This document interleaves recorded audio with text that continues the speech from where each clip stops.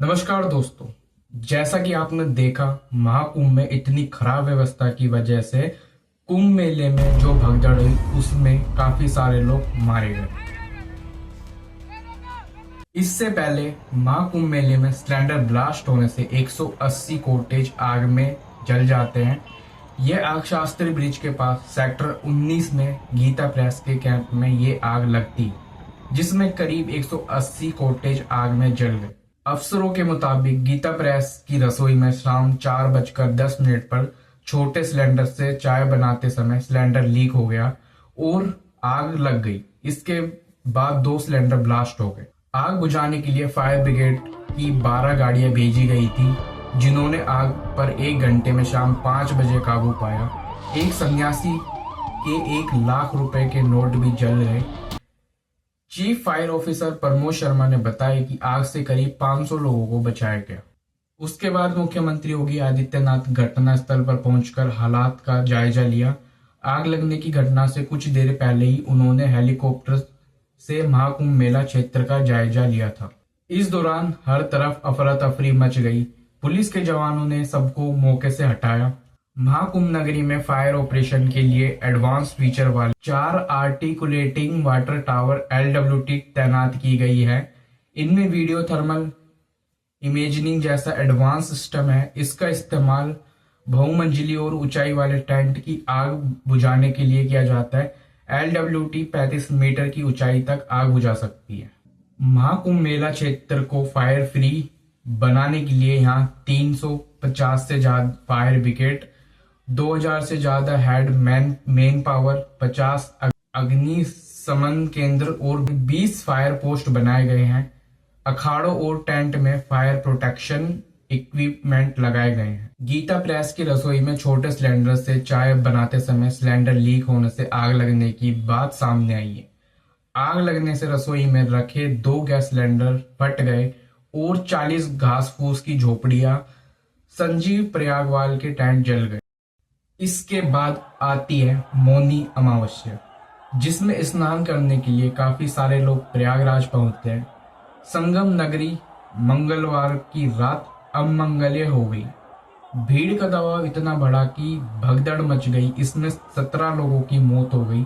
हालांकि मरने वालों की संख्या कई अधिक बताई जा रही है। बड़ी संख्या में लोग घायल हैं। मेलाधिकारी विजय किरण आनंद ने बताया कि अफवाह के कारण भगदड़ हुई। इसमें 17 श्रद्धालुओं की मौत हुई है। 150 से ज्यादा लोग गंभीर रूप से घायल हैं। महाकुंभ के अस्पतालों में घायलों को लेकर आने वाली एम्बुलेंस का तांता लगा हुआ है। राहत और बचाव कार्यों में पूरा प्रशासन जुटा हुआ है। दर्दनाक हादसा रात करीब 2 बजे संगम तट के पास हुआ। महाकुंभ में मौनी अमावस्या के लिए मंगलवार सुबह से श्रद्धालुओं का रेला उमड़ा हुआ था। दोपहर में बेकाबू भीड़ ने कई स्थानों की बैरिकेडिंग भी तोड़ी। रात में स्नान शुरू होने के बाद संगम में भीड़ अधिक बढ़ गई। संगम तट और उसके आसपास लाखों श्रद्धालु जमा हो गए। अखाड़ों के लिए बनाई गई बैरिकेडिंग भी कुछ स्थानीयों ने तोड़ने का प्रयास किया, जिसको जहां से जगह मिली उधर ही चला जाता। आधी रात के बाद स्थानीयों की भीड़ संगम तट के करीब 2 बजे स्थिति नियंत्रण से बाहर हुई तो भगदड़ मच गई। इधर उधर भागती भीड़ में जो नीचे गिर पड़ा वह उठ नहीं सका। जिसने भागने का प्रयास किया वह भी दब गया। हादसा पिलर नंबर 157 के पास हुआ है। मेले कंट्रोल रूम और पुलिस कंट्रोल रूम को यह सूचना मिली तो हड़कंप मच गया। आनंद फानंद पैरामिलिट्री फोर्स एम्बुलेंस को अलग अलग स्थान से संगम की ओर रवाना किया गया। इसके बाद एम्बुलेंस में तमाम श्रद्धालुओं को भरकर लाया गया। केंद्रीय अस्पताल में कई लोगों को जमीन पर लिटाया गया था, जिनके बारे में एक अस्पताल कर्मी ने कहा कि उनकी मौत हो गई है। भगदड़ के बाद सभी तीर्थयात्रियों से विनम्र आग्रह किया जा रहा है कि संगम की ओर आने की कोशिश ना करें, अन्य घाटों पर स्नान करें और अपने गंतव्य की ओर प्रस्थान करें। महाकुंभ क्षेत्र में लगे सैकड़ों माइक पर यही आवाज गूंज रही है, जो भगदड़ की दिल दहलाने वाली तस्वीर की गवाही भी है। यह भी बार बार माइक से अनाउंस किया जा रहा है कि श्रद्धालु अपने बच्चों को कंधे पर बिठाकर चले, किसी को धक्का ना मारे, धीरे धीरे बड़े लोगों की सहायता के लिए महाकुंभ मेला कंट्रोल रूम का नंबर 1920 बनाया गया है। हालांकि हादसे के बाद अभी कोई विशेष हेल्पलाइन नंबर नहीं जारी किया गया। भगदड़ और भारी भीड़ के चलते अखाड़ों में मौनी अमावस्या पर होने वाले अमृत स्नान रोक दिए। सुबह करीब 4 बजे से निकलने वाले महान निर्वाणी और निरंजी अखाड़े के साधु संत एक एवं नागा सन्यासी स्नान के लिए नहीं निकले। बाद में अखाड़ा परिषद अध्यक्ष श्री महंत रविंद्र पुरी ने बताया कि भारी भीड़ के चलते स्नान को रोका गया है। अगर स्थिति ठीक हुई तभी अखाड़े स्नान को निकलेंगे, अन्यथा स्नान को निरस्त कर दिया जाएगा। हादसे की वजह से संगम में सुबह के बजाय दोपहर करीब 2:30 बजे शुरू हुआ। अखाड़ों के साधुओं ने संगम में आस्था की डुबकी लगाई। अमावस्या के अवसर पर त्रिवेणी संगम पर पवित्र स्नान कर रहे साधु संतों पर फूलों की वर्षा की गई। महाकुंभ मेला क्षेत्र के डीआईजी वैभव कश्यप ने प्रेस कॉन्फ्रेंस करके जानकारी दी। उन्होंने बताया कि महाकुंभ में रात 1-2 बजे के बीच भगदड़ हुई थी, जिसके बाद 90 लोगों को अस्पताल लाया गया, जिसमें से 30 लोगों ने दम तोड़ दिया। इनमें से 25 लोगों की डेथ हो गई है, जिसमें कर्नाटक के 4, गुजरात के 1 श्रद्धालु की मौत हुई है। 60 लोग घायल हैं। बैरिकेड्स टूटने की वजह से भगदड़ हुई, लेकिन दोस्तों लोगों की मरने की संख्या काफी ज्यादा है। गोदी मीडिया और वहां का प्रशासन ने मरने वाले लोगों की संख्या छुपाई है। जिस हिसाब से भगदड़ मची थी उस हिसाब से कई लोग घायल के साथ मारे भी गए थे। दूसरे दिन रात को जो भगदड़ हुई थी उसकी रिपोर्ट करने के लिए ललन टॉप की टीम पहुंचती है और लाइव सबूत मिटाए जाते हैं। कई सारे ट्रैक्टर ट्रॉलियां में कपड़े, लोगों की चप्पलें और सारा सामान भर के उस जगह से कहीं दूसरी जगह ले जाया जा रहा होता है। अभिनव पांडे की यह रिपोर्ट जरूर देखना, उसमें कैसे सारे सबूत मिटाए जाते हैं। यूपी का प्रशासन इतना खराब है कि लोगों को सही रास्ता तक नहीं बता पा रहे। लोग पूछते हैं तो उनको बस वहां से भगाने के लिए रहते हैं। संगम से करीब 26 से 30 किलोमीटर पहले ही लोगों को रोक दिया जाता है। अगर कोई अपनी गाड़ियां लाया है तो वह 26 किलोमीटर पहले ही पार्क करके पैदल संगम तक जाएंगे, जो 26 से 30 किलोमीटर है। सिर्फ वहां यूपी रोडवेज बसें और वीआईपी गाड़ियां ही जा सकती है। इतनी खराब व्यवस्था, लोग पागल है जो अलग अलग राज्यों से आते हैं, फिर प्रशासन उनके साथ खिलवाड़ करता है। कोई सरकारी अधिकारी आएंगे, उनके लिए सारी व्यवस्था, गाड़ियां अंदर तक दी जाने जाती है, और जो लोग हैं वो पागल है जो 30 किलोमीटर पैदल यात्रा करके संगम तक पहुंचते हैं। आपको क्या लगता है, जो आपको महाकुंभ स्नान करने के लिए बुलाया जाता है वो आस्था के लिए बुलाया जाता है? यह सोचना भी गलत है, क्योंकि सरकार अपना फायदा कराना चाहती है। लोगों से उनको आपसे मतलब नहीं है। आप कितने पैसे वहां खर्च कर रहे हो उससे मतलब है। सरकार आपकी ठीक से व्यवस्था तक नहीं कर पा रही है। कभी आग लग रही है, कभी भगदड़ मच रही है, कभी कुछ होगा, कभी कुछ और देखने को मिलेगा।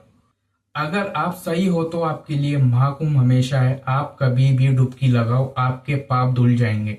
अगर आप गलत हो, चाहे महाकुंभ में डुबकी लगाओ या कहीं और, आपके पाप कभी नहीं धुल सकते।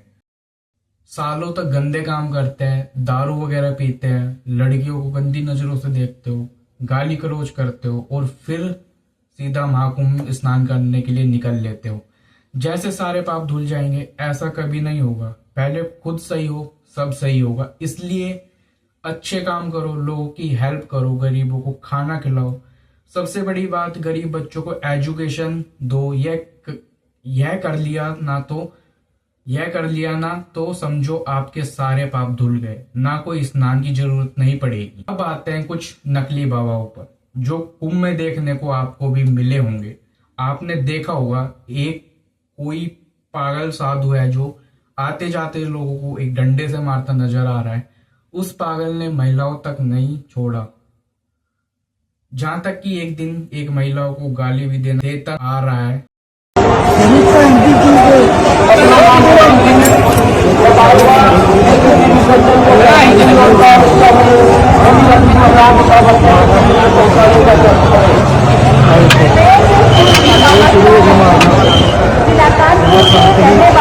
तो ये कैसा महाकुंभ ऐसा स्नान जहां ये फर्जी बाबा गाली गलौज करने घूम रहे हैं, इनके कैसे अंदर आने की अनुमति मिली और प्रशासन आखिरकार इन फर्जी बाबों पर एक्शन क्यों नहीं ले रहा। एक वीडियो में नजर आता है कि एक अघोरी एक लड़की को गांजा पिलाता दिखाई देता है।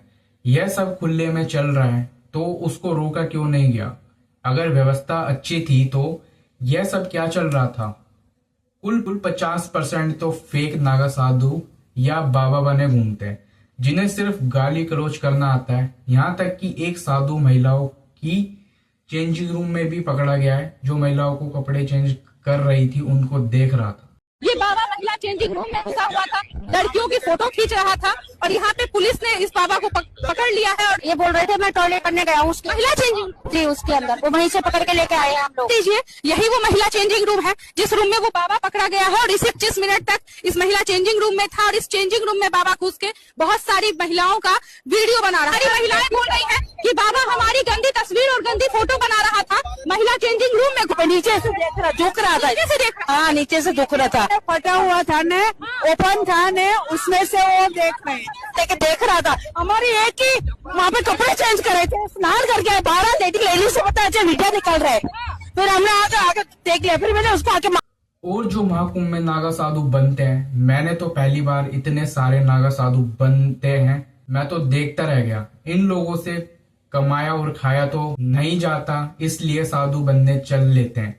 इससे देश को क्या फायदा होगा, कुछ नहीं होगा। इससे अच्छा देश के लिए कुछ करते, नागा बनने से अच्छा तो अपनी मेहनत से कोई काम करते, देश के काम आता। लेकिन कमाना नहीं चाहते थे तभी तो साधु बनने चले। बात सच है तो थोड़ी कड़वी लगेगी। अगर आस्था के नजरिए से देखे तो सब व्यक्ति समान है, तो जो ये वीआईपी उन्हें भी जैसे और लोग जा रहे हैं वैसे ही जाए, तब तो माना जाए कि सब इस देश में समान है।